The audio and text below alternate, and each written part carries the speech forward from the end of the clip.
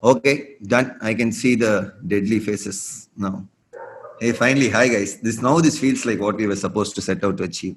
Apologies for all this hilarity before. It's all part of our cold open. It's a very elaborate cold open. 1 second, what is it, Dad? No, I don't want do I need the Wolves game on TV now? I can see it from here, but it won't add anything. It's okay. Too many distractions. Chill. Yeah. I don't want to be a Suhrith. Suhrith, only you have the match on TV. Okay, fine. I have it on TV. Okay. Good. Yeah, I'm also watching.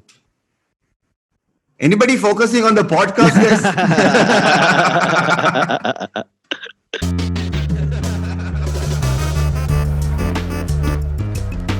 Hi guys, this is SA here and welcome to the Tale of Two Halves, and this is the EPL show that has been waiting for 17 years because it finally took a Leeds United fan to actually get this going. So shame on all of you who've been waiting for me to do this.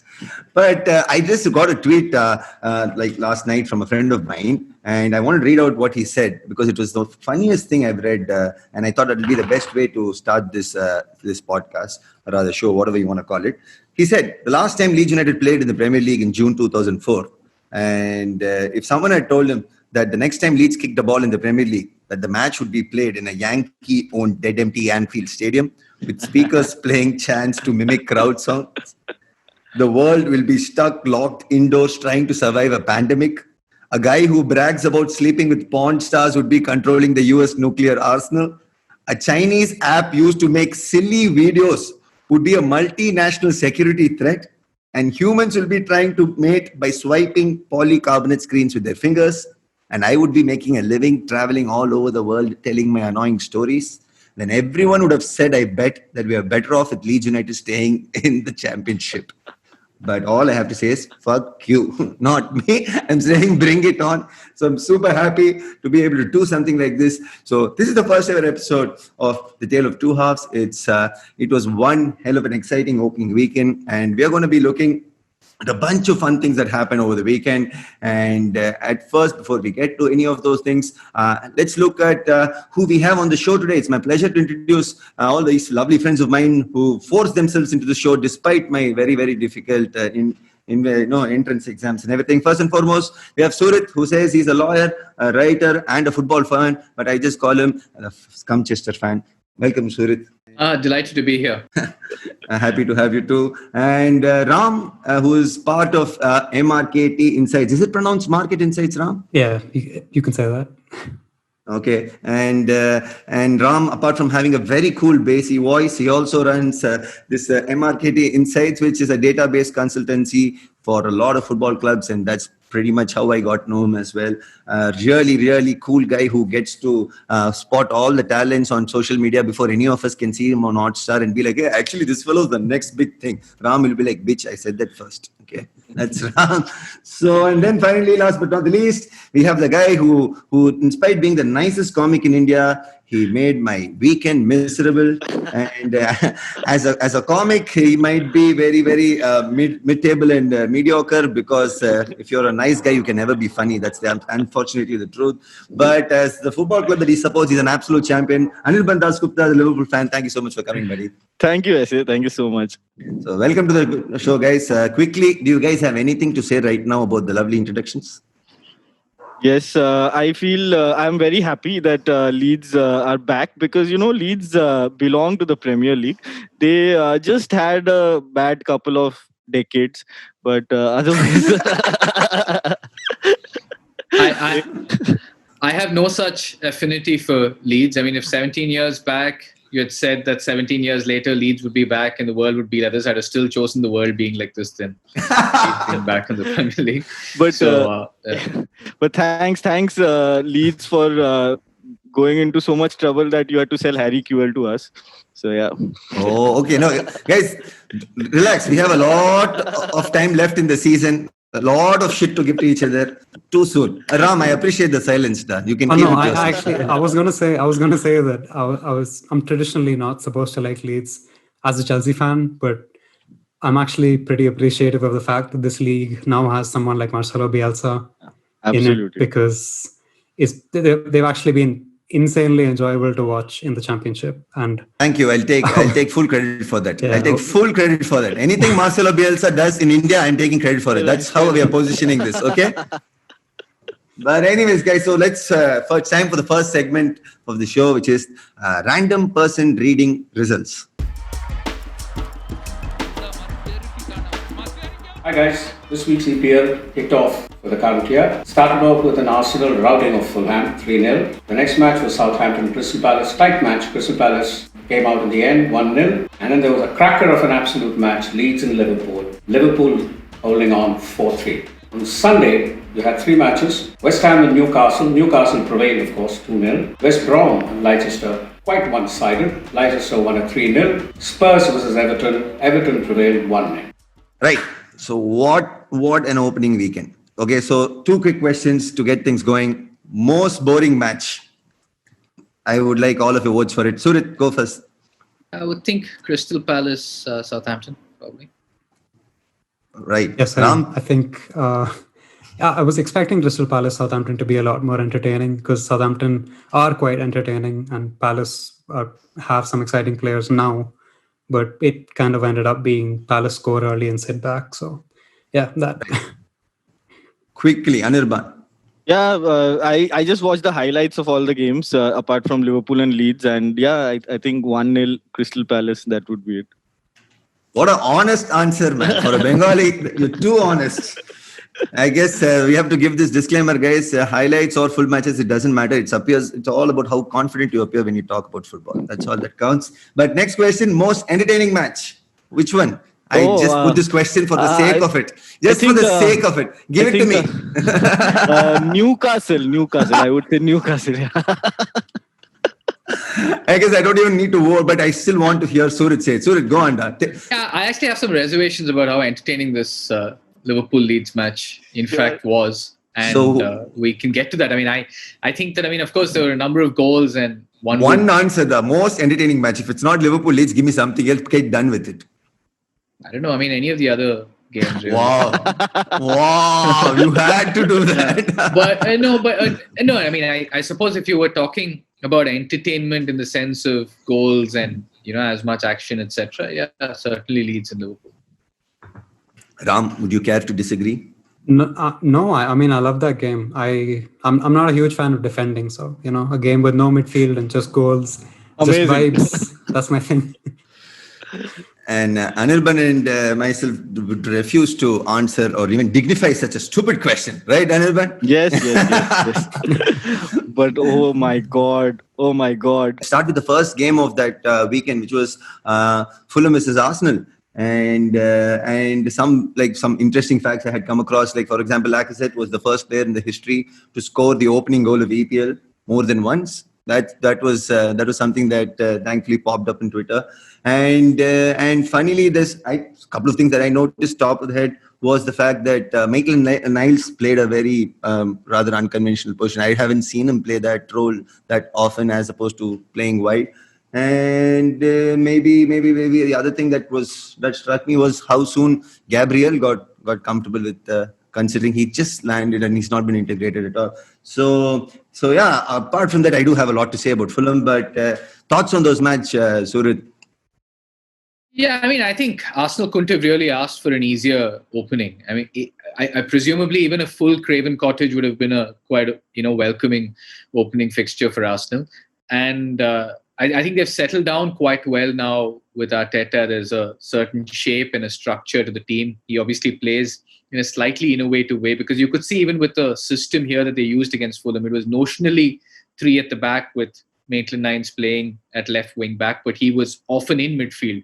And it's something similar to what Guardiola has often used with the wing backs at City. If not the last season, at least the season before last when they won the title. This was something that was quite common in Guardiola's teams, where these wing backs sort of join in to midfield and almost create an extra man in the center of midfield, and in fact, Maitland-Niles also played a similar role against City in the FA Cup semi-final last season. And it was, I think, the similar role that he was playing against Fulham as well here. And it was really a welcoming opening. It was a very nice goal, the third goal, especially Aubameyang's goal. Beautiful sort of team move. And Martin Keown went so far as to describe this as the best goal you're likely to see all season. That's Martin Keown, yeah. Right. Just something that Suhrith said that probably struck me immediately. So I'd get to Ram with it, considering I know how much you indulge with these things. Was it actually a 3 at the back, though? Because the first thing that struck me about that game was it was a 4 at the back with El Nini and Shaka playing the two holding with Maitland-Niles going here and there. So it was something strange because I'm so used to seeing 3 at the back last season under Arteta, and this was the first time I'm seeing before. So how did it come across to you, though, Ram? Yeah, it was kind of fluid. So in possession, it seemed like a 3-4-3 with Maitland-Niles kind of taking up the inverted wing back kind of role, and he was making really good runs into like half spaces in the kind of middle channels near the penalty area, and that caught out Fulham a number of times. And I think out of possession is what you observed when they looked as if they were playing more of a 4 at the back. So I think it worked fluidly that way. So that was actually quite interesting. But yeah, Suhrith is right in saying that Fulham really didn't pose much of a challenge, and that they're at least one of my favorites for relegation this season. Because I mean, see, you and I know that they didn't play very good football to come up. So I don't rate That's their true chances. as well. I mean, having seen Fulham the whole of last season, they lugged it out big time, and they had a great squad that was completely underachieved in the championship level. And then to see them come up, one thing that struck out again, when I look at the teams that got promoted, the first thing I look at is what changes have they done from last time around to now to adapt to this, if not tactically, at least at a personal level. And they did not have any new signing over the summer in that 11. So that was quite strange. They did sign about 5 or 6, not necessarily great names, at least not ones that I've seen the likes of Ram pimp out in the past. So if Ram has not told them about it, then it's not really up my street either. So yeah, that was quite strange for a team that has just been relegated and should have enough of a learning experience from what happened a couple of years ago, to see them come up and keep the same 11. And the biggest shock, Mitrovic didn't start. Anirban, were you shocked by that as well, Mitrovic? Yeah, I was very shocked because I was almost about to take him in my fantasy league. We do not discuss fantasy during the serious part of this program. No, Rule number 1. Next one was of course, the most exciting match that we all looked forward to: West Ham versus Newcastle, Bruce versus Moyes. Wasn't this what Big Sam was waiting and having a look at? And hey, the one immediate thing was the fact that, hey, Steve Bruce signed Jeff Hendrick, Callum Wilson, Ryan Fraser. It's almost like he's still playing the same football manager that we play, where he's just looking at his friends around and wondering which agent can help him. Nothing changes about certain managers. Does it? And the game as well. It was fairly simple, and I don't know. It didn't come across as a surprise at all. Any thoughts on that, Suhrith? Yeah, I mean, Newcastle, it's a bit of an enigma, right? In the sense that they had the failed bid in the summer, the big Saudi bid, which didn't materialize ultimately. And then they go ahead, and I think they've made 2 or 3, as you say, pretty good signings, actually. Callum Wilson is a good signing. Ryan Fraser, again, is a good signing. And the interesting thing is both Ryan Fraser and Callum Wilson both signed from Bournemouth, so they already have some sort of working relationship. So it might be easier to integrate into the squad. And West Ham, on the other hand, I think were an absolute shambles, and they're in deep trouble. It's funny with West Ham because you see, in theory, their defense, individually, these defenders seem to be pretty decent footballers. But for some reason, I think, pre-season, they had a shocker against Bournemouth in a pre-season friendly. And against Newcastle on the opening day, I mean, again, it looked like they were in 6s and 7s often. And I really do worry for them. I mean, I would worry for them if they didn't have David Moyes as manager, but you should know well, yeah. Yeah, and I would think that West Ham are. I mean, if not, they're not favourites for relegation, but if they don't sort this out quickly, they would, I think, get dragged into that sort of battle again. First, the thing that struck me the most about this particular game was 4-4-2 with Andy Carroll and Callum Wilson. I'm like, hey, we're going back to early 90s. I didn't think that was something, especially when they got Joe Linton in the bench. Ram, tactically fill us in on what you saw through the game. Yeah, that was actually quite interesting from Steve Bruce to play. He played like a conventional big man, little man up front with Carroll and Callum Wilson. And it actually worked very well because I think Newcastle were getting a lot of turnovers because West Ham were pretty sloppy in possession.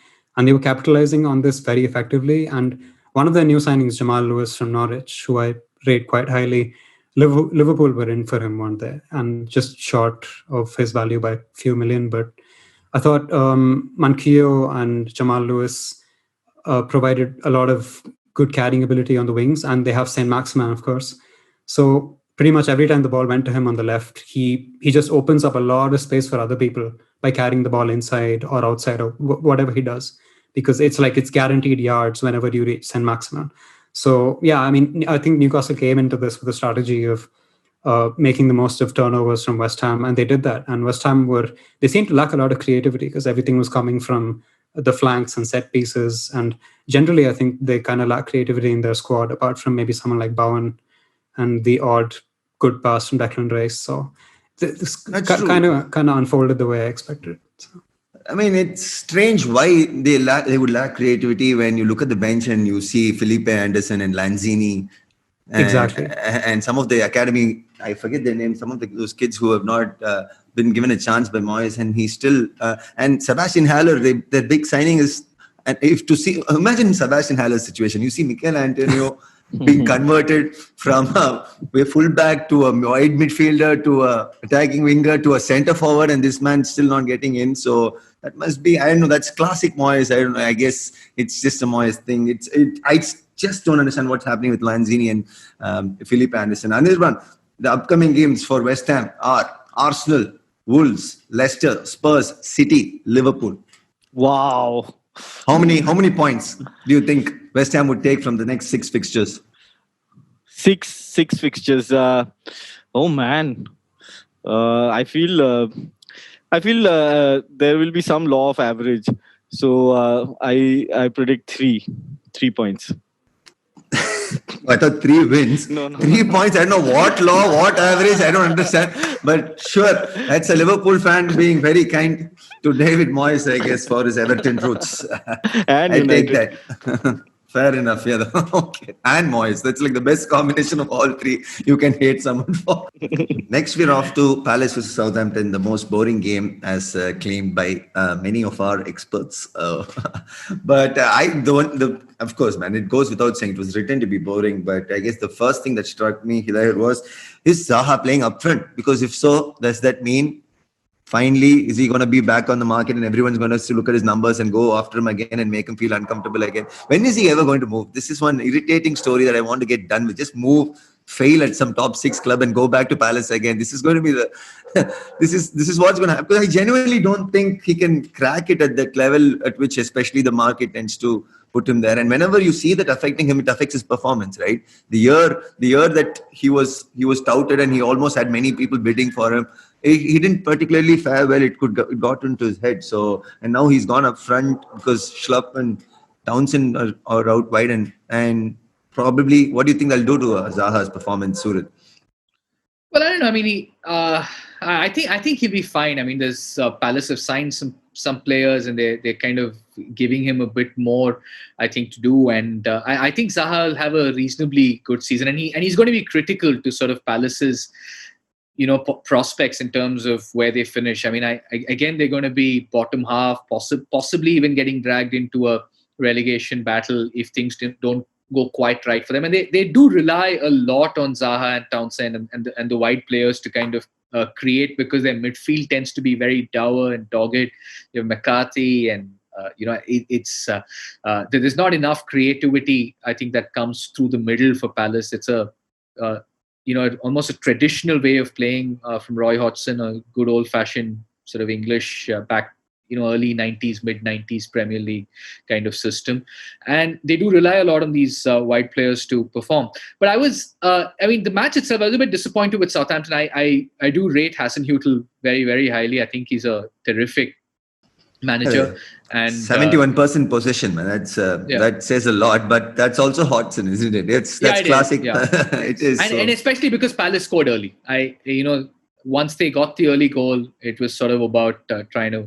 Palace are like me on FIFA. If I get the lead, I tell my friends, forget it, I'm winning 1-0. So that's pretty much. There's no other way we're going ahead. But if I don't get the lead, I'm losing so badly, man. Yeah. But the new signing, the winger, I think he Eze, he came on and looked bright in those 10 minutes or so, and I'm looking forward to seeing how he goes. And he might be the one who really kind of gets the best out of Zaha as well, for all you know. Well, for actually, finally, I'm sure Ram would attest to this. With Eze, you'll finally have somebody in Palace who's attracting attention more other than Zaha. Because that you can't, it's impossible to get the ball off him. That guy is not a winger. You can't box him in anything. He can play across the pitch, and it's impossible. He's one of the best ball carriers out there, and so gifted. The technical ability, the strength that he shows. He's one of the better up and coming talents, and he's gone to the perfect club where they can. And he's in London again from QPR to Palace, so he's staying in the same community. And Ram, your thoughts on Eze? Yeah, I feel as if stylistically there could have been better fits for him in the Premier League, but in terms of the fact that he's remained in South London, which is where he grew up, is obviously good for him. I've been thinking for a while as to how they'll integrate him into the side, because playing Jeff Schlupp as left winger is very, very different from playing Eberici as a left winger. So that's I'm thinking he didn't start because the left side of Tyreek Mitchell and Eze was probably not what you want to have in the first game of the season. But yeah, I want to look out for how Hodgson manages to phase him into the squad, because I know that Palace played a 4-3-3 at times last season. So the question is, does he slot him in as an attacking 8, or does he play in the front 3? I mean, neither of those are like the perfect roles for Eze, right? Because he played a much more different role for QPR, and that's probably what got the best out of him. So I think he is obviously a very good player, and he will show that to the Premier League audience over the coming 10 months. But you just wonder how long it'll take for Roy Hodgson to find the best fit for him in the side. So yeah, there's just something to look out for, I guess. But it will be entertaining. He's a born entertainer, that guy. Right. So Danny Ings seems to have a good off day. Anirban, any regrets about letting him go? No. Okay, wait till Firmino gets in. Wait till Firmino gets injured. The Origi magic won't last too long. I hope you all understand that. Next, the last two games, which I put it in this order simply because it's one hell of a contrast to look at and even talk at length. Unfortunately, we'll have to keep it quite tight because Tottenham versus Everton. To think about it, we're looking at an Ancelotti versus Mourinho match in the English Premier League, right after having seen a Klopp versus Bielsa, and the contrast between the two games and the two manager profiles, you could almost see it on the pitch. You could easily have pretty close your eyes and told how this would have been a 1-0. Ancelotti and a Mourinho in a Premier League season opener was always going to be a 1-0. And I was not surprised at all. After the game, I saw some ridiculous, typical classic Mourinho quotes. I'm so looking forward to season 2 of Take Us Home. If this is what he's giving in the post-match interviews, imagine what he's given in the dressing room. He's already been complaining in a lot of interviews about how he hates the fact that they had access and the documentary happened. He doesn't look like that in the documentary, though. He looks quite charming, and he looks like he's attracting the camera wherever he's going. But yeah, it was quite surprising to see him say how that those lazy pressing. That's a damning verdict from a manager on opening day of a season, especially given the context of this season. We're all talking about, hey, this is finally his time. He gets his full squad. He gets the full season. Okay, he didn't get a preseason like what you could claim and all those things. But I personally thought that he would definitely fare better. The first thing that struck was when Everton scored. The game actually first half was quite good, quite entertaining, you should not look at the scoreline and judge or even the manager's profiles. It was damn entertaining. But then the minute the goal went in, all the old tricks came out of the bag with respect to Ancelotti's team pulling it all back, and Mourinho's team can't suddenly step up into a high octane stuff. If it's not there in your DNA, it's not going to happen suddenly by hoofing or whatever else you can throw from the bench. That was quite a tactical thing to observe. Is definitely something I would love to get and bite a lot into, because it's strange to see a great manager like him suddenly feel like it's like he's been working on Windows and suddenly you gave him a MacBook and he's like, hello, how do I operate? That's how it's like, bro, you were killing this, bro. You were genuinely killing this. What happened? I really want him to get back to his best, just so that we can have a lot of drama. That's the only reason this league is so much fun. We need people like him back in it. We don't need the footballing universe to catch up with him. Please don't. At least not until Marcelo Bielsa faces him, because I really want to see him thrash it. So let's talk about the probably, okay, I'm going to go on record and say this is, I can't remember, correct me if I'm wrong, if there are some other games, one of the best season opener games we ever seen in English Premier League. This was unbelievable. The amount of highs and lows in that game. Anirban, I don't know about you, but so many Tamil swear words in my life. I didn't know I was aware of that game, man. I was abusing the hell out of everyone around me for no reason. They were not even Liverpool fans. They were all my friends who had come to support me because it was my first time back. Oh man, when we got the penalty in the 86th minute, I prayed. I haven't prayed for a long time. I literally prayed, like, please.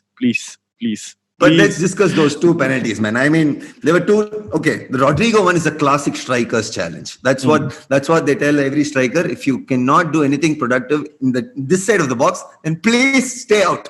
Unfortunately, for some reason, he was I don't know what he was thinking, but it's like Marcelo Bielsa summed it up. You're not supposed to ever summarize that event with that one particular action. There was so much more before it that you can look at. In fact, the Firmino miss that led to that penalty afterwards was itself shocking. I thought Firmino was going to bury that.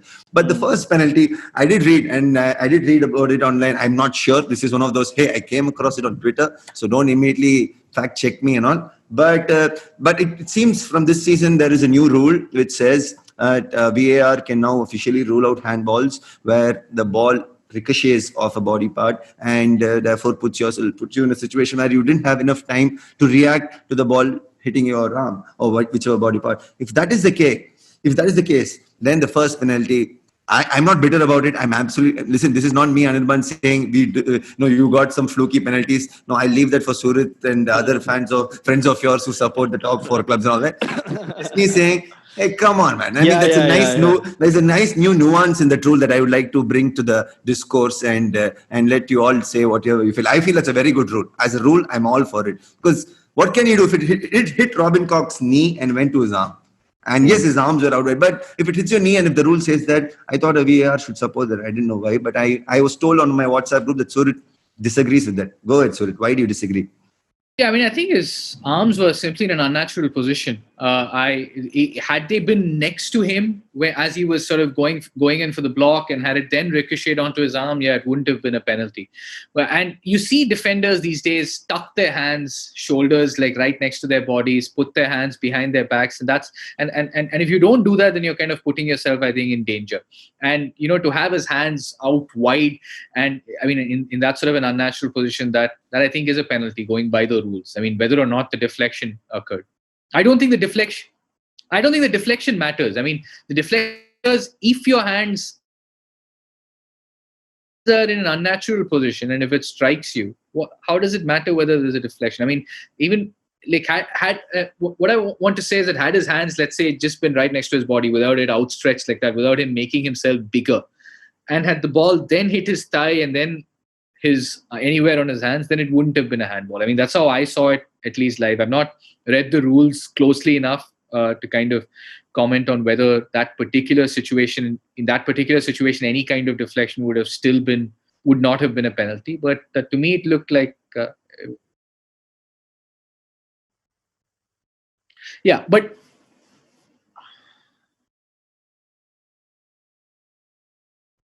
okay, I will look at that, but I want to say one thing on how this is sort of the greatest ever opening week, Premier League match ever. I mean, my favorite opening sort of Premier League match was Man United Fulham from 2001-02, which was Van Nistelrooy's debut. And, Jean Tigana's Fulham, much, I'm not as, Luis who scored a brace that day, and United came back. Beckham scored one and Van Nistelrooy 2. That's still my most memorable opening weekend fixture. Probably will be. Ram, we will try our best not to quote incidents that happened when you were still a baby. But coming back to this particular game, Ram, I'm sure you have a lot to say about why this game was a 4-3, because I think a lot of them, I think it goes understated about why two philosophies, that of a Klopp and that of a Bielsa, when it gets together, both of them tell the same thing at some levels, which is there's no holding back. There's if you see a chance to go for it, you go for it. It's a completely different type of an ideal to what you saw in a Tottenham and an Everton game. So this game had a 4-3 written all over it. And in hindsight, of course, I would have never guessed it. But what did you make of what you saw from a tactical point of view from both the managers? Yeah, I actually love when Jurgen Klopp described his style of football as heavy metal football. I mean, I like the musical analogy. So I'd say Bielsa is probably like a thrash metal, because I think it's a more gung-ho version of that. And they, I mean, surprisingly, probably unsurprisingly rather, they didn't change the intensity of their press or their speed of progression or their man-to-man marking. It was like the same thing, the same team that you saw in the Championship. They just took on Liverpool as if they were another side. And I love it when a promoted team comes up and plays fearlessly, unlike Fulham and West Brom. So I thought Calvin Phillips was really good in the build-up to that first goal. And in general, I felt he had a good game. I thought Pascal Struijk also had a good game, considering he's played like 30 minutes of football before this. Because I realized a lot of people who are watching and suddenly jumping on this whole Bielsa bandwagon or even the Leeds bandwagon. I would like to make certain things clear about this result. Is amazing from a Leeds fan point of view, because we don't have a captain. That's a big bloody deal. Liam Cooper is not playing, and that's huge. Every single person can feel that absence. And if we're still starting a Premier League match 6 months down the line with Patrick Bamford, then we are in deep trouble, right? So given all these things, Rodrigo couldn't and came on. The two new signings that we brought so far pretty much gave us 2 penalties. So when you put all of these things in context, that what stood out was what actually are the foundations of what Bielsa has pretty much laid for the last 2 years, which is this complete buying into the principle of never say die, to attack and to. It's a lot. I hate oversimplifying a Bielsa this way, because I would have to go at lengths to explain the beauty of the system that he plays. But it was a joy to watch them. That the first thing that came to me was every time Liverpool scored, all my friends around me, or all Liverpool fans or Premier League fans, would put an arm around my shoulder saying, "Hey, welcome to the Premier League, buddy. This is how it's going to be." And I was like, I didn't even have time to tell them, bro, you have not seen Leeds, could you please pipe down? But then before I could even do that, boom, it was so nice to see them eat humble pie thrice in the same match, which doesn't happen too often, I must say. So that I think it might not be many more high scoring games like this, because the primary reason we saw this was also the two teams played a certain style that opens it up this way. The minute a Bielsa plays a Fulham or a West Brom or even a Burnley, I'm looking forward to a Burnley versus Leeds United. If the opponent does not enable you to express the way that your manager ideally likes to express, it's a completely different ball game altogether. So fantastic game. I absolutely loved being back. I haven't had a mixed feel, this kind of a roller coaster ride in ages. This is probably the closest thing I can think of as a Leeds fan was the Derby County semi-finals, and it ended in a disaster. So it went on a high and a low, pretty much like this before Frank Lampard took it all away. So to be on a bad side of a high and a low is pretty much what it's been to be a Leeds fan. So which pretty much leads me to the next segment, which is going to be the editorial segment.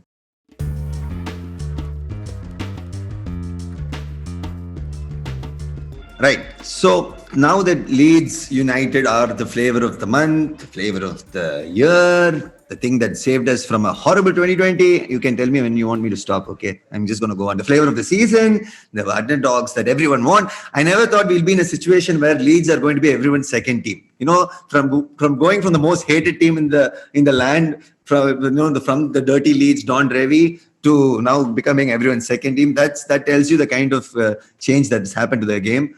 But I thought we should talk about, I thought I'd lead with the expectations now for Leeds United this season, simply because there's just so much drama and a lot of narrative associated with it. First and foremost, I'd like to make it very clear, whatever I'm saying now would have not been possible without this one person called Marcelo Bielsa. In the sense, if it was any other manager, no matter how amazing the achievement of promotion would be, I would still be completely scared about an idea of a Premier League season and even facing Liverpool. But the very fact that it's one person called Marcelo Bielsa who's taken over and completely changed how we view what is possible in terms of footballing abilities, the potential to do things with a given fixed limited resources, and the ability to make those resources achieve things that they never thought they would. Now that's opened up a completely viewpoint for me towards football. Therefore, when I have to think my expectations for Leeds, in an ideal world, if it had any other manager would gotten us promoted, any other even decent manager, I would have said just survive. I'd be very happy. Like, just finish one drop above the relegation zone.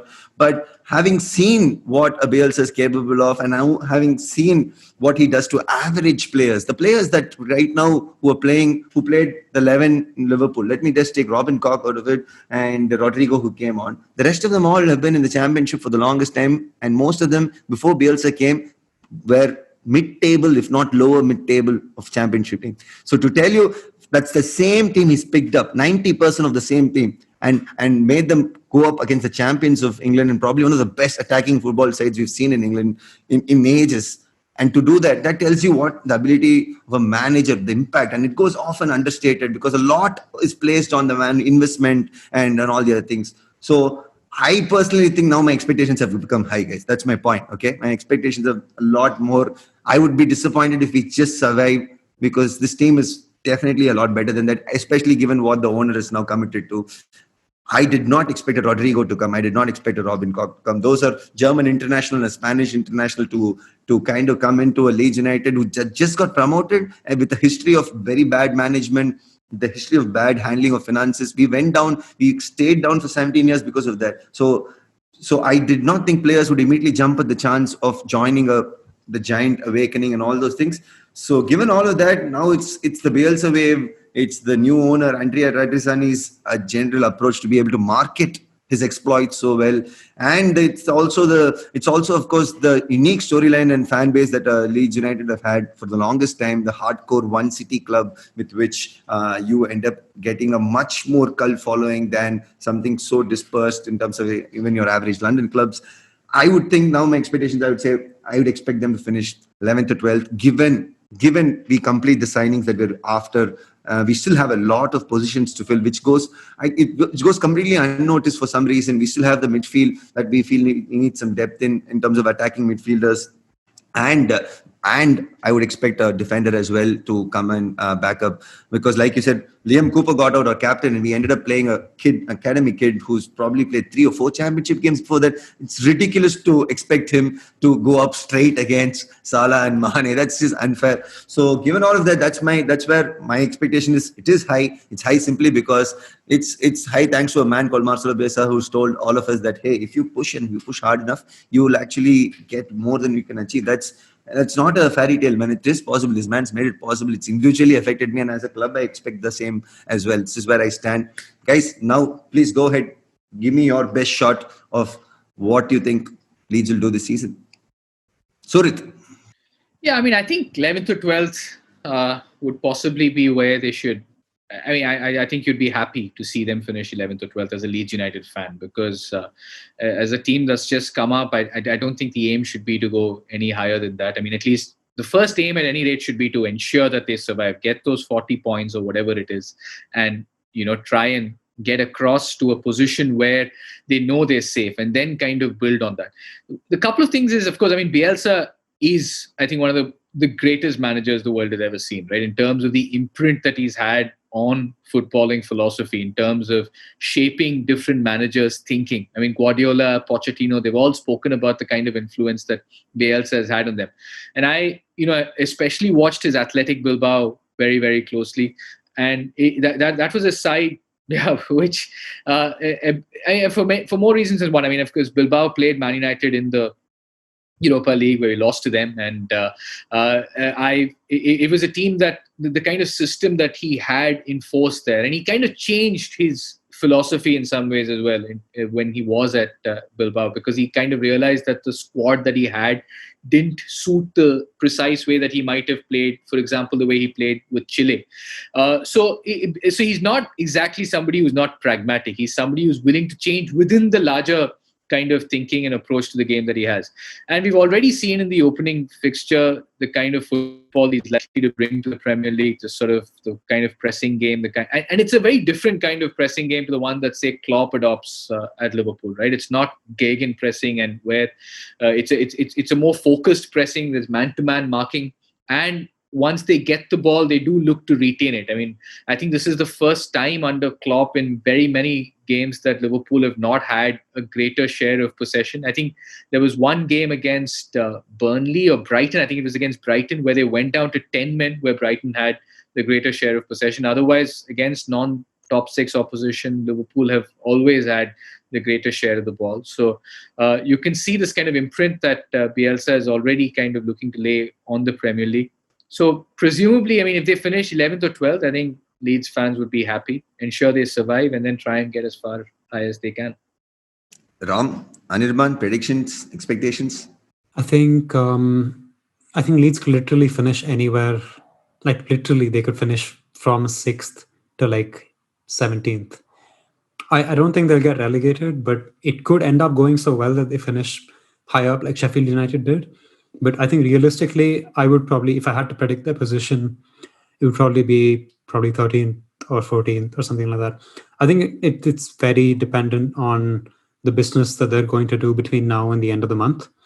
Because as you touched upon, there is little to no depth in a lot of positions. You just think about who else is going to play right back if Luke Ayling gets injured. Okay, fine, maybe Dallas. But then do you really want to have Barry Douglas on the left for that many games? You probably don't.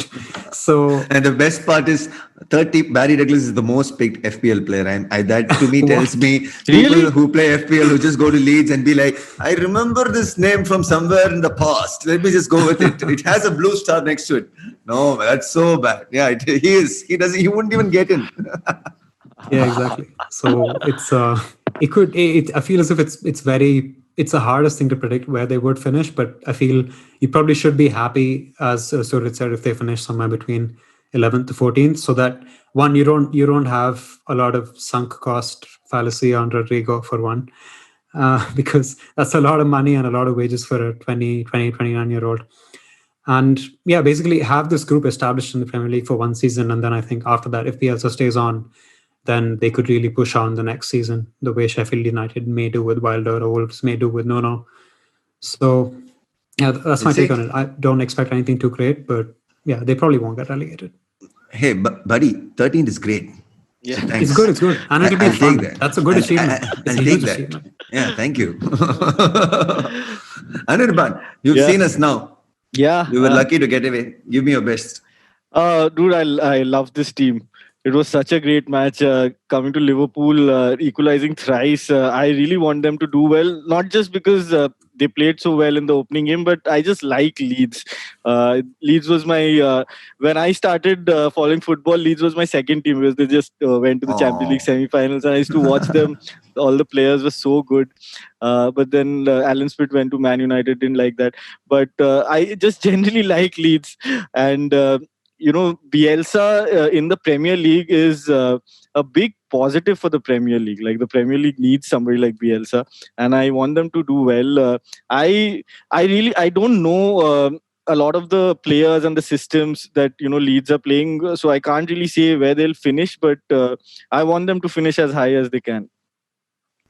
I'll take that. So with that, I guess we'll move on to, there's a lot of expectations, and that means we'll move on to what lies ahead for all of us, which is time to look at what's going to happen next week in our next segment.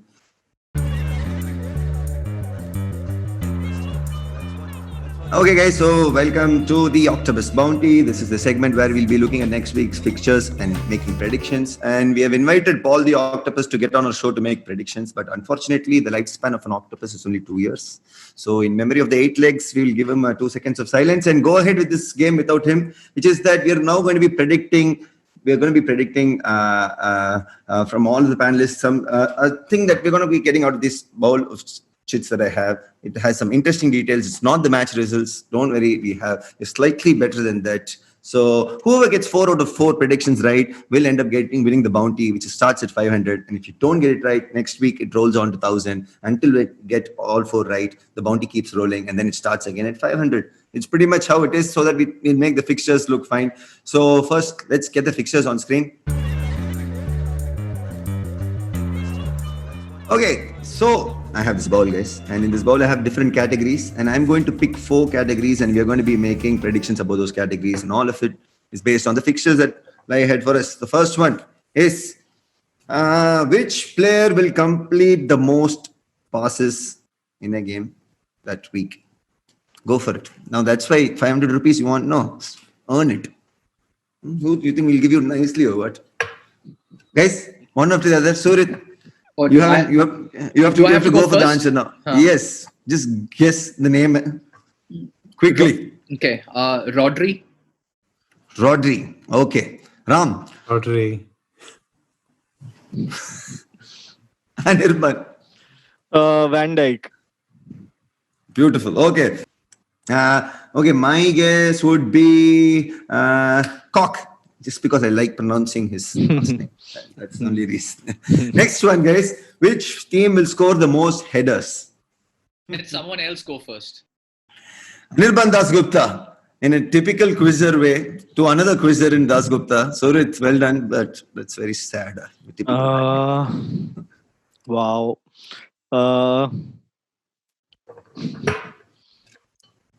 Everton best. Okay, I'll go with Everton. Alrighty. Ram. Brighton for me.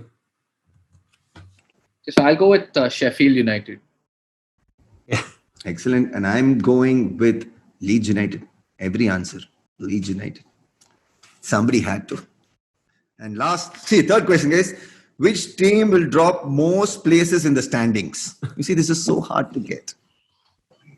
Oh, I'll get this. Wait, let me look at the standings. I think this is just to fuck with my answers. Because I am not going to be saying Leeds United anymore. Let's go with Ram now. Wait, Ram. I think it'll be Crystal Palace. Excellent. And Suhrith. Yeah, I'll go with Palace as well. Dasgupta. Once again, I'm switching between the table and the fixture. Or you're moving into the future. I don't know what you're trying to do there, but whatever it is, quickly. Okay. Newcastle. Excellent. And my answer would be, can Manchester United drop any further? No, I guess not. I wish. Okay. Okay, then I'm going to go with... okay, I'm taking your answer, Crystal Palace. Right? And then the last question, guys, this is not out of the ball. This is just going to be the standard for every single time we do this. The highest scoring game and the result, please. Suhrith, go for it. So I'm going Arsenal 4, West Ham 0. Okay. But I have a sort of joint highest. I don't know if that... No, doesn't count. Okay, so Arsenal 4, West Ham. Ram?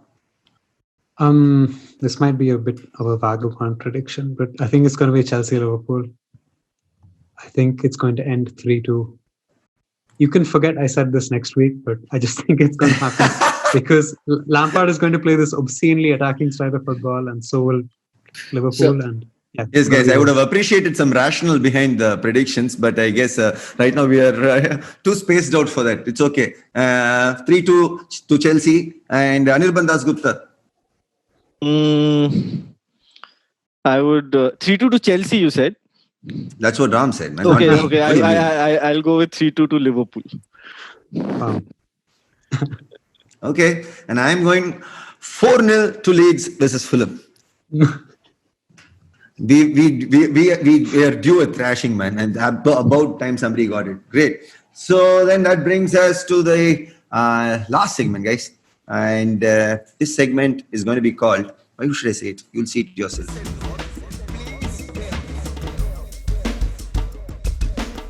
Fantastic players and where to find them. Yes, if you did not get that wordplay, don't worry. Even I didn't. My friend only suggested that. It's perfectly fine. But I started this mini league and I thought it'll just be mini. But nothing about this league is mini. My ego only has now become so mini. Now, having seen where I stand in this and having seen where my fellow panelists stand as well, it feels rather better.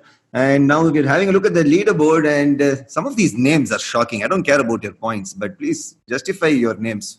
What is this? Next year is ours. Ooh, which club does he? I'm pretty sure that's like Liverpool fan. Stop saying that. No, that's Stop not. saying that. It's over. You already had your years. It's so weird. But okay, guys, it's just game week 1, and now that we see all these people who are doing, congratulations, Devils on the run, Shivatsan Natarajan. I hope you enjoy your short stay up the top because a lot of us are coming for you. But this is the segment where we look at the leaderboard. We also will find out where the panelists are. Suhrith, where are you at? 75. And Ram, what about you, Mr. Analyst, and working in the data department for so many scouts in the European market? Please don't say that. I picked my team in 2 minutes, and I only chose players I liked. So you put a 0 between both of Surith's digits, and you'll get my position. So brilliant. That tells you FPL is all luck, nothing to do with brains. So all you guys, 1,500 people in my league, pipe down. And Mr. Dasgupta, what about you, Dad? I'm 275. 275. Exactly. Fantastic. 200 places behind Suhrith. Right. I'm gonna quickly come to you guys and ask you about your captain's pick, because that is effectively why people are actually watching this program. In fact, not just yours, they're gonna watch. We're waiting to hear mine because they'll make sure it will be the exact opposite. Because I have the reputation of picking someone and effectively the opposite happens. So Suhrith, who's your captain? And why? My captain for game week Next 1 week. was Aubameyang, and I think I might stick with him for game week 2 because Arsenal at home to West Ham, I'd fancy him to get a brace at least. Copy that. Ram, what about you? I should have captained Salah this week. Instead, I captained Werner, who's probably not going to score at all when the match happens in an hour. But I am going to stick with Werner next week purely because I predicted that game to be high scoring. So I think he will bag at least one. So yeah, I'm sticking with him. Anirban Dasgupta, what about you? My captain in the first game week was Salah, and I'm going to stick with him for the next 4 game weeks at least. How convenient it must be to be a Liverpool fan. But thank you so much, guys. That brings us to the end of this program. Thank you so much, Suhrith. Thank you so much, Ram. Thank you, Anirban. And this was super fun. I hope we get to do more of this. And I leave you all with that one thing you all been waiting for, not the facts or the figures, who I'm captaining. My captain is Patrick Bamford.